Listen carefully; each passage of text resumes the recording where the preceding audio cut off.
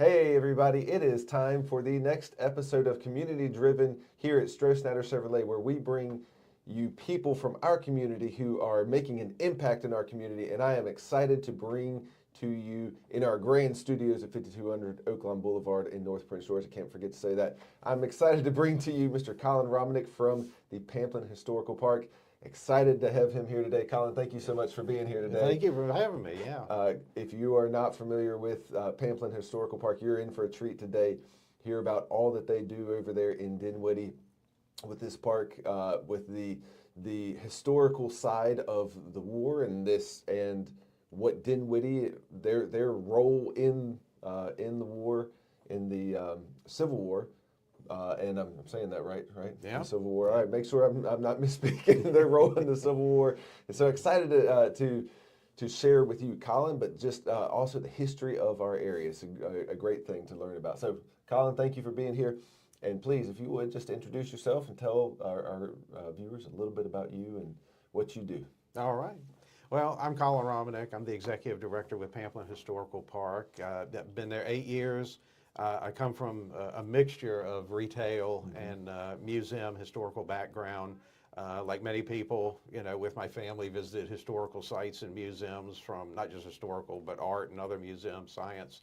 As a young person, had an interest in history, had relatives, including both grandfathers that were in the military service for the United States. So obviously an interest in military history and genealogy.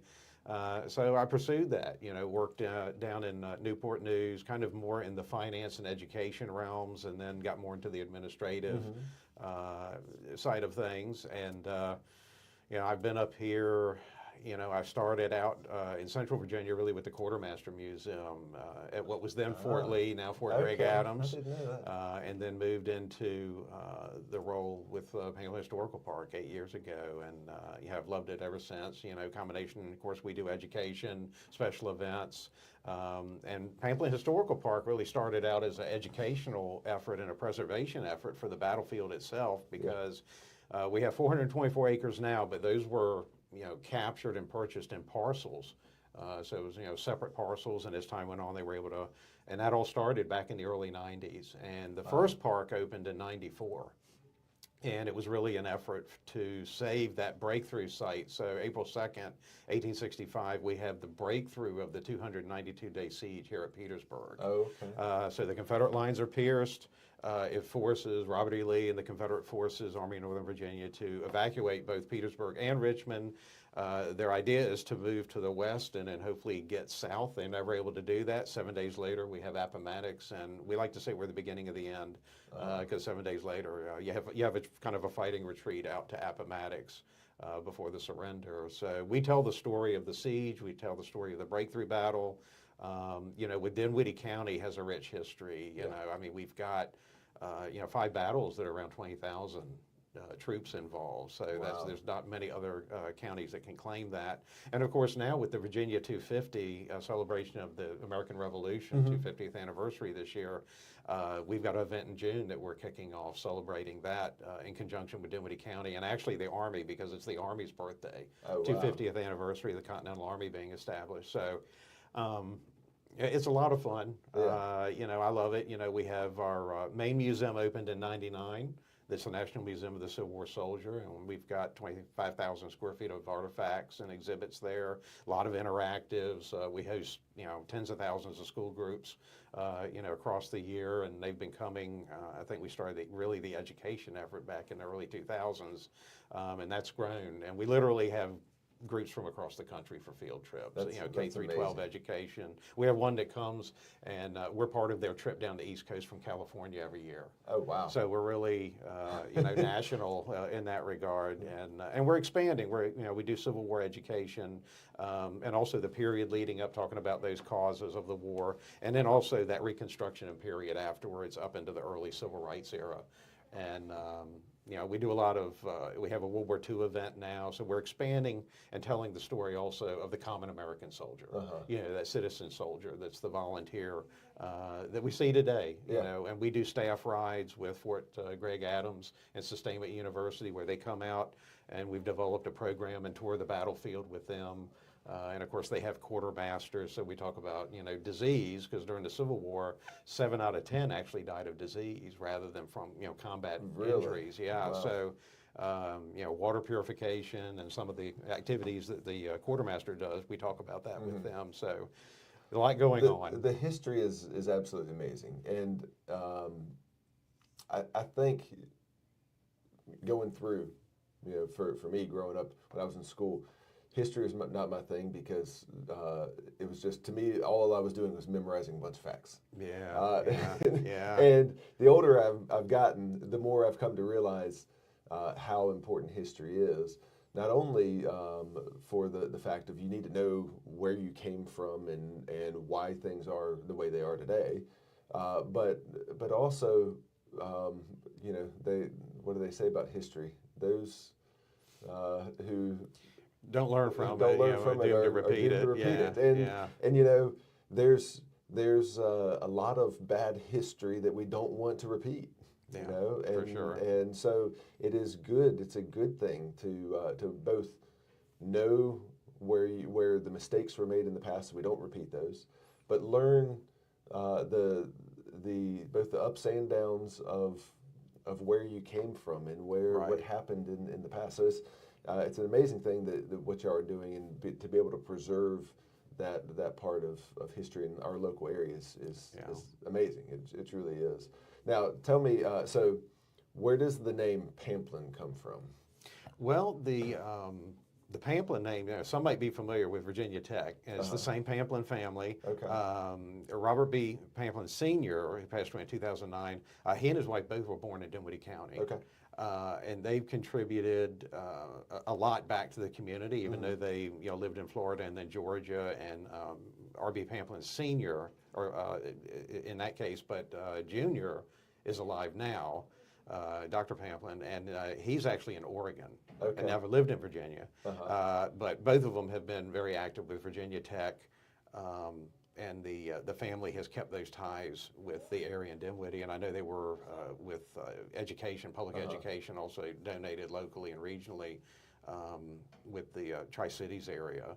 So that's really where the Pamplin name came from. There was an early Civil War preservation group that realized that there was a development threatening the breakthrough battlefield, and that's where it kind of started. They reached out to the family. And of course, Pamplin Sr. was really one of 3 people that founded Georgia Pacific, which is the international construction materials company. So that's really his claim to fame. And he was chairman for many years in the 70s into the 80s until his retirement, really. And then he has his own R.B. Pamplin Corporation, which Junior now runs. Wow. So there's a whole for-profit side, and then we're under the nonprofit foundation. Okay. So we're privately operated. Yeah, I knew that. Yeah, we don't get federal funding or state funding. Our ties to the community are strong in other ways because we do have a resident program now that's going into its 6th year with Dinwiddie County, where Dinwiddie residents can come in for free with their families and tour the park. And a lot of our programs that are included with admission, they can also come to those as well.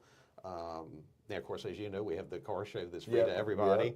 But so that's just another way they keep ties to the community. But the Pamplin family said, we can't let this land be developed and turn into I think it was a shopping mall or something they were looking at that time that was threatened under, and this again is early 90s. So they did that, preserved the land initially, and said, why don't we turn this into an educational effort? So then you see, a $50 million investment, basically over the first couple of decades. Wow. Yeah. Now, on that particular property, were there actual battles fought on that particular property? Oh, yes. Yeah, we have 2 miles of the original earthworks, and these were, over 60 miles and went all the way up to around Richmond. Of the Confederate defenses, to protect that. And, of course, you have the Union forces at City Point and Hopewell. There's, over 20 engagements during the Petersburg campaign that are of any size. And we have that major battle that took place on April 2nd, 1865. So We got the breakthrough point. We have the original earthworks. There are a couple of places where there's redans, which is where there's gun emplacements and there's cannons. And during ceremonies and at different events, we fire those cannons. We have our breakthrough anniversary every year. It's the weekend that's closest to the April 2nd anniversary. So people can come out and see and interact with it. But every day that we're open, we actually do programming where you can interact with a soldier. And we do tours of the plantation with the agriculture and the farming, as well as the military site on the battlefield. Wow. Now, do you do reenactments? Yes. Okay. Yeah, yeah. And, we've got, and when people say reenactments, I think they think of just the combat. But living history, this is where you have what we would call interpreters in our world, but they could be educators that would basically costume whatever period and whatever impression that they're portraying. And this could be, again, leading up to the Civil War, 1850s, antebellum period in 1800s. Here in Virginia, or it could be, a military soldier on either side in the Civil War. And now we've expanded. If you come to the World War II event, you'll see World War II living history. Oh, wow. And that one's kind of international because, of course, this year's the 80th anniversary of the end of World War II. Yeah. And what we do is we're able, just like in K through 12, they really like to see the compare and contrast. So you can see now at our revolutionary activities where we have soldiers that are Continental soldiers and militia, 1775 through 81, all the way up through today where we have the current soldiers out, and we talk about what the differences are and how you see attitudes change, how weaponry changes, tactics and strategy, and we talk really more about the common soldier. That's what's different. So you're trying to cover a gamut, not just basically a gamut of the history of how our country came to be, the warfare, all those different things, not just the Civil War in that area. Right. So that's yeah, neat. we've That's expanded. Really neat. That's neat. Yeah, but the battlefield will always have that. Yeah. With the Civil War, and of course the museum is mainly Civil War artifacts. But we have a Medal of Honor event coming up because March 25th every year is National Medal of Honor Day. Okay. And of course we have two Medal of Honor recipients, an officer and an enlisted man at the Breakthrough Battle that receive Medals of Honor. So we tell their story every day. We have one of their medals on display, but we're having a special exhibit with other Medals of Honor that go up through World War I and II that are going to be on display. So we've branched into those other areas and other conflicts. That's neat. Now you were talking about these people who are doing these. I said reenactments, but you're living that living history type thing. For those who haven't been there, I would assume something similar to what they might experience in Colonial Williamsburg. Yes. That type of thing? Yeah, very, very much. Some would say that we're a Civil War version of Colonial Williamsburg. We don't have as many buildings. We do have historic structures. They were there during the battle. Actually, one of the oldest structures in Dinwiddie County is 1750s construction called the Banks House. General Grant, after the breakthrough on April 2nd, overnight he stayed there on the grounds. He was known to spend a lot of time under canvas and tents, as opposed to kicking people out of houses and taking over the house. That wasn't his form. So that house, and that has an original slave dwelling as well. That's a pre-Civil War slave dwelling. So we're able to tell the enslaved story as well, and we do that at the plantation every day and interpret that. That's crazy. That's really neat. It is history. One of the things about history, it is if it is done properly, it's non-discriminant in telling the whole story. Right. The good, the bad, the ugly. Right. And I believe, from what I understand of what y'all do, that's what y'all try to do, is you don't hide anything. You don't. This is what happened, and whether we like it or not, this is how it went down, and this is. And you have to tell that story, and people have to remember and know what actually went on in that time, even if it's something we're not necessarily proud of. Right. What's the importance of doing that? Do you think?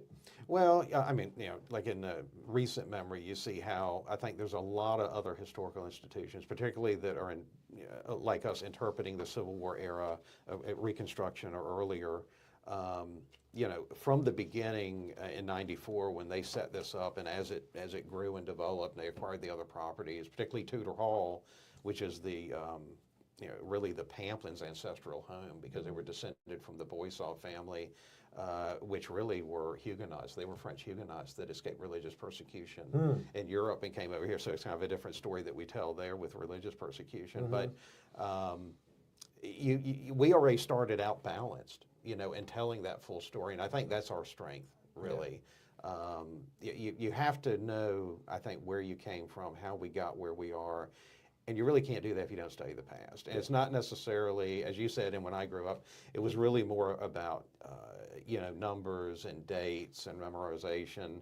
And now we really tell more of the stories of the people, and getting those different perspectives, whether it's an enslaved cook, a freed person working on a plantation or having their own property, a soldier on either side during that conflict, and then, looking at other conflicts and doing that compare and contrast, and how did they get to that point to where there was armed conflict? The diplomacy got left behind and they got to that point. And we do all that with our programming. We actually have with Reconstruction, mock voting that we do, a program with the kids, and they can actually see how the voting was suppressed, at that time, coming out of the Civil War to certain groups, and in addition to the why we fought, which would be more the lead up. And you can see that it's everything, not just of course slavery being the big reason for that, but also looking at the industrial side of things and agriculture and production and manufacturing, and how all of that you could almost say was predetermined, because in the South we didn't have the manufacturing capacity and access to the certain materials, a lot of that being imported. And of course the blockade changes that. So it almost becomes international when you start looking at the macro big picture and you step back from it. But then when you start looking at other conflicts, and I think even world conflicts today, it's so important to know these different groups and the backgrounds of those groups kind of help you to understand, well, this is how we got to this point, because this isn't new. There's a lot of, almost tribal mindsets in some of these different places of the world, and including the United States. And you see different factions and groups.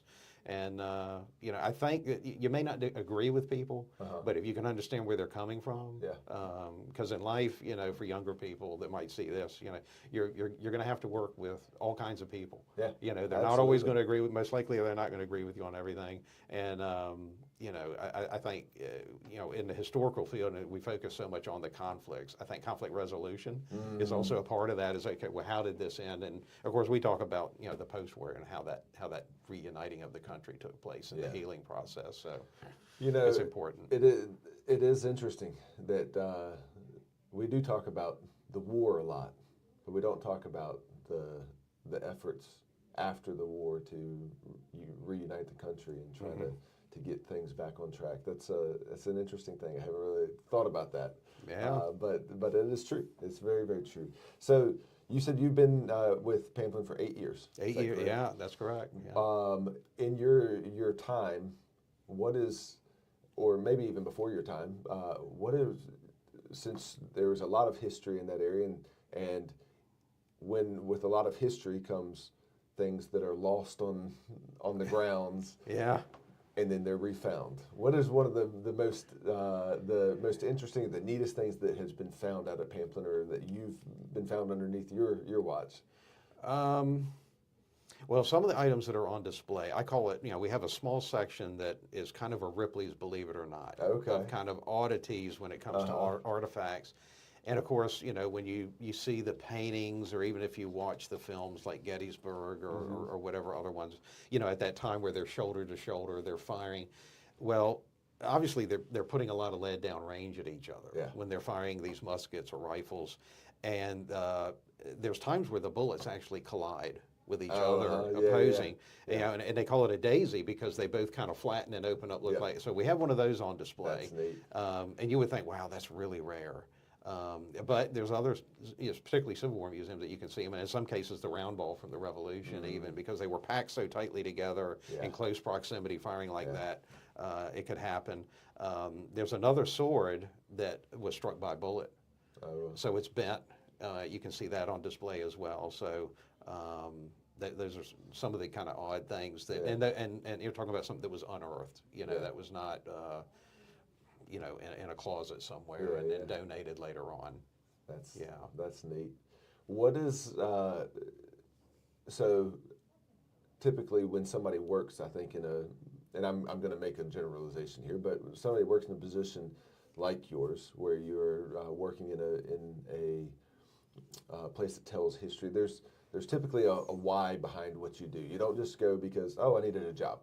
There's Yeah. a there's a Yeah. there's a why. What is it that Yeah. drives you, Colin? What is it that made you say, man, this is what I want to do?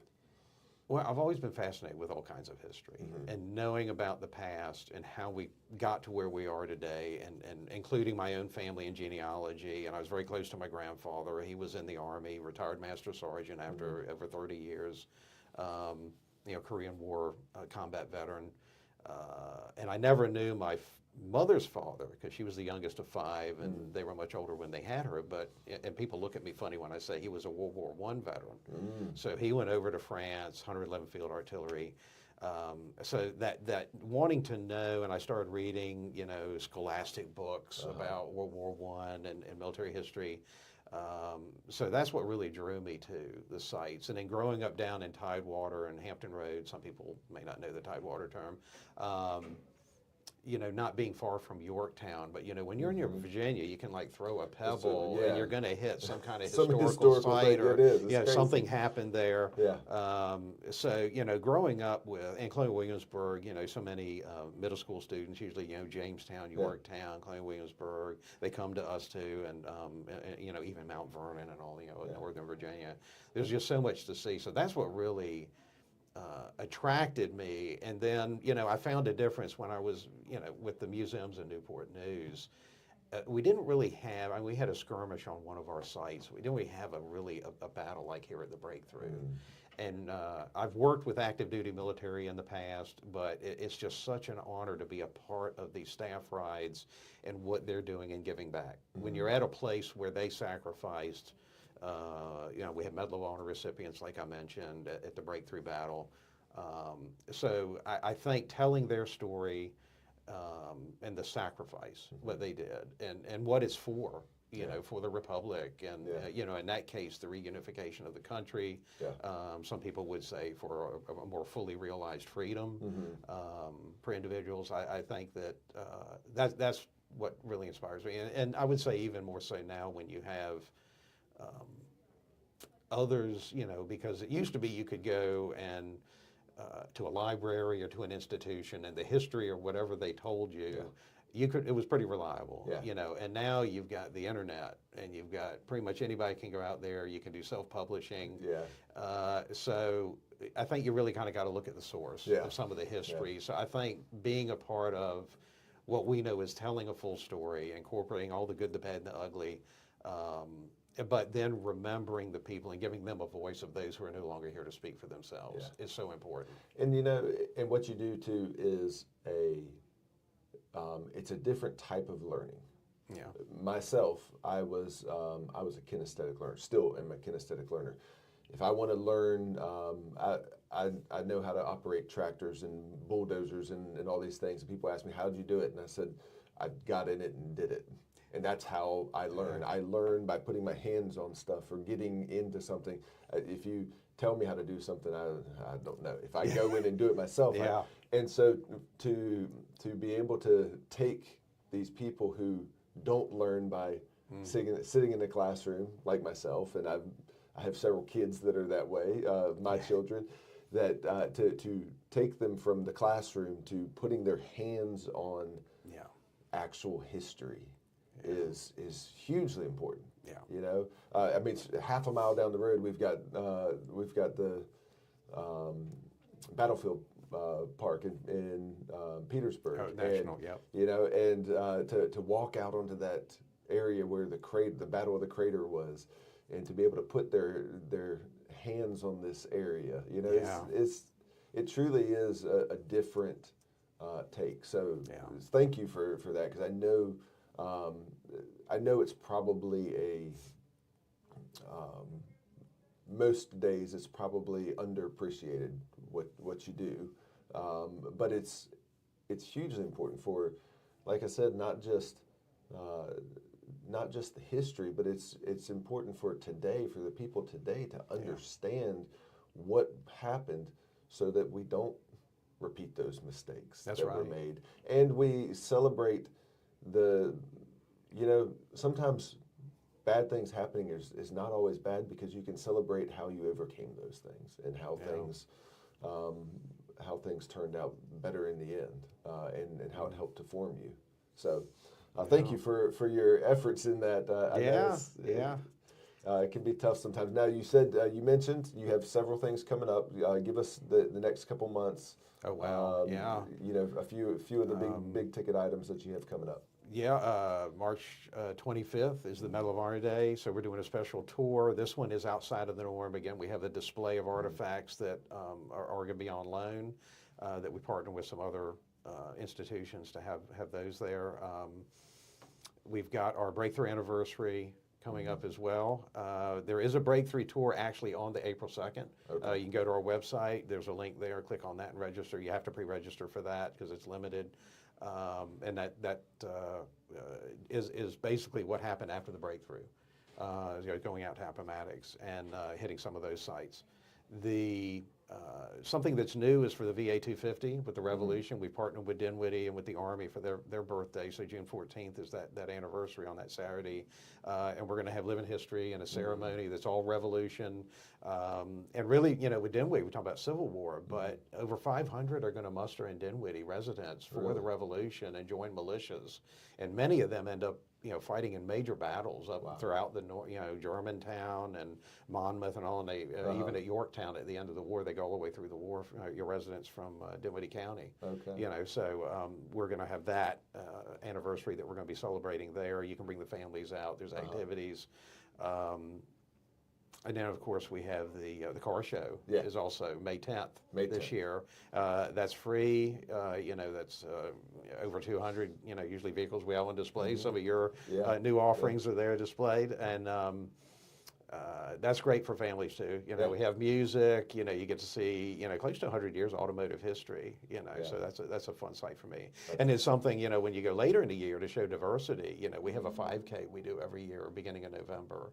Okay. So we run that on the trails. There's no vehicular traffic to worry about. It's all, basically cross country. That's awesome. So you can look for that. And we partner with the Tri-City Road Runners for that event. Okay. So they do the timing and everything. And, they got the cool arch. Everybody gets to come through at the finish. So it's, a lot of fun stuff going on. You can always check our PamplinPark.org event calendar. We're on Facebook. You can see there as well. That's awesome. Share the events and tell everybody about it. Come out and see us. That's great. That's great. We're going to wrap things up. I got a few questions here to finish us off, and then we'll close it up. So,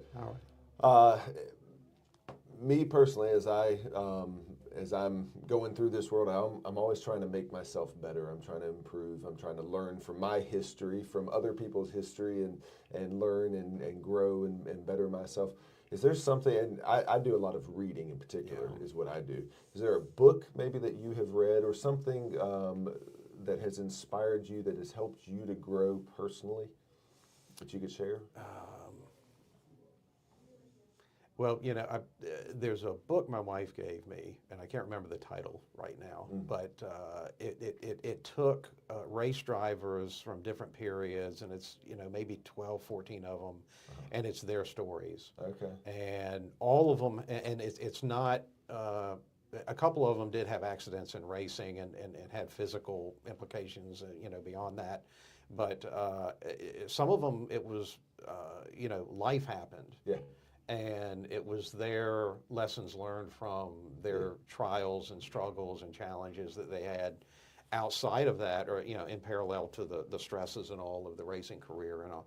And that kind of eye-opening, because they all had different perspectives. They all had different challenges. And I think when you think of, people in these different occupations that they're bulletproof or somehow, very stoic, and they're able to just, block out emotion and, but no, they're people too, and they feel everything the same as we do, and maybe question themselves and, what they're doing. And then, of course, some of them, are people of faith, you know, and they rely on that, which can give you strength in very dark times. Yeah. And and there's a lot of other stories like that out there that I think you can find. So that's what I would recommend. And I think some of the military ones, you know, can be very negative if you, depending on how you look at it. Yeah. But like you said, even in dark times, there's uplifting stories and things that you can point to and say, look, this person persevered, and then, you know, kind of look at what their psyche was and how they did it. Gotcha. You know, and learn from that. Yeah, absolutely. All right, let's say that this whole area, the whole Tri-Cities, local counties, you had Dinwiddie, Prince George, Hopewell, Petersburg, Surrey, Sussex, Colonial Heights, Wow. Chesterfield, everybody in this area is looking at Colin Romanick. No And boy. you've got 2 minutes to impose the best nugget of wisdom that you can on all of our area. What would you tell the people of our area? Well, you know, I'm involved in a couple of different chambers of commerce and on the boards. And I would say, you know, get involved in your community and understand, you know, particularly being somebody that attractions are considered hospitality, that, you know, when you're in a restaurant, when you're, you know, going at a hotel, those front counter people could be your neighbor. They could be your children that are working there. And think of the interactions that you have with people each day and what difference you can make. Yeah. Because what you experience with them, you know, is a one-time thing. But it can be positive, it can be negative. They could be having a bad day. You don't know where everyone else is coming from, especially people you don't know. And to just realize that, you know, we've lost civility. And I think we need to bring that back and understand that, you know, these are people that could be your neighbors. They could be your nieces and nephews, you know, cousins, and treat them the way you'd want to be treated. You know, and look for common goals. We're all going to have differences, and we're all going to not agree on things, but you know, look and see where that common ground is, and find that success. Yeah, no, that's a great piece of advice. It is. I think that little bit, if you could just treat people well instead of the opposite. If you could just treat people, every single person you meet, if you just be nice to them, I think that this whole world would be a whole lot better place. It'll come back to you. It will. It really will. Absolutely. All right, last question, probably the most important, and actually probably the least important, but that's all right. What is your favorite vehicle? Oh, wow. And it does not have to be a Chevrolet.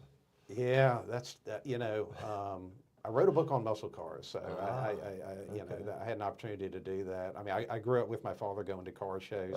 He had a 38 Buick, but he did have a Corvette. He actually had, I didn't see it, but he had a 58 Corvette and then a 60, and the 60 that was red with a red cove is the one I remember.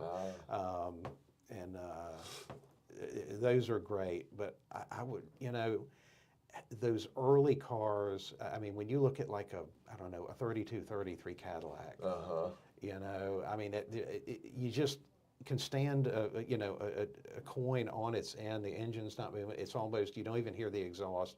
And you look at it, and when I see it, I also think of all the craftsmen that put it together. Someone had to do all that chrome and the processing of that. The designers, I mean, they used wooden bucks. I mean, some of them actually have wooden frames and the metal's laid over the frame on those early cars. You know, because they're your coach builders of the past moved into the automotive realm, and they started doing coach building, and that's why sometimes you see, well, you have this one type of car and it's got these different bodies on it. It's because you went to different coach builders to build the bodies from the chassis, you know. Neat. And you know, so I really, that what they would call pre-World War II cars, the 20s and 30s, is just such a fantastic era, you know, with the craftsmanship and all. And you see that go, I think, even with some of the more mass production into the 50s and all, you see some really, of course, you know, Chevy Bel Airs and, you know, the Mercedes Gullwing. You see really, you know, innovative technologies there. But, yeah, so I think I don't know, if I had to pick one, I think that V16 Cadillac, you know, I know they had V8s, but I mean, they're just so unusual. Because people today think, well, this is all new. Well, no, they had electric cars back then in the 20s and teens and all. It's just that you couldn't go very far with them. They didn't have the technology, but Yeah. That's so, neat. That's neat. Well, Colin, thank you so much for being here. We really appreciate you being here. You got just a little gift Oh, for you from us. thank just a little you. thank you All for right. being here. Thank you so I much for all appreciate that it. you do. Thank you And for everything in the community that yeah, you do. absolutely, absolutely. We really enjoy partnering with y'all and what you do out there. And please go out there and visit Colin, visit the Pamplin Historical Park out in Dinwiddie. It's an amazing place and has a lot of rich, rich history. They tell the story. Like we said, good, bad, and ugly. They tell it all, and they do it in such an amazing way. So please go out there. It's a hidden treasure in our area, and we're hopefully it won't be hidden much longer. Hopefully you'll come out and experience it for yourself. Thank you again for joining us on this episode of Community Driven, and we will see you next time.